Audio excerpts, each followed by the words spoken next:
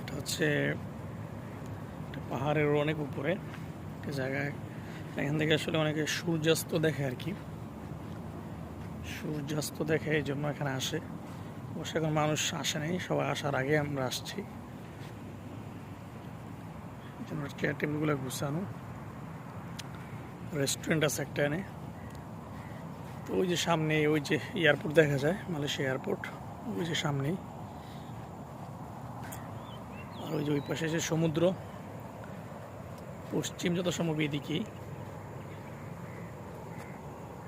নিরিবিলি পরিবেশ হিসেবে জায়গাটা ভালোই। এখানে এসে আমরা কফি অর্ডার দিছি। 3 জন বাংলাদেশ এখানে কাজ করে। তো জিজ্ঞাসা করলাম যে কেমন, ভালোই বেতন সব কিছু, তো এদিকেই থাকে। আমি বললাম যে সবচেয়ে আরামের শান্তিতে আছেন আপনারা, এদিকেই থাকে মনে হয় তার বাসা। খুব সুন্দর একটা জায়গা এখানে আসলে। মানে এমন একটা চাকরি পেলে যে কেউ মানে ইয়া হওয়ার কথা না, কি বলে এটাকে, ক্লান্তি হওয়ার কথা না। অনেক সুন্দর একটা পরিবেশ পাহাড়ের উপরে, আবার হচ্ছে পুলিশি ঝামেলা নাই, কিছু নাই। সারা জীবন এখানে কাজ করলেও সমস্যার কথা না।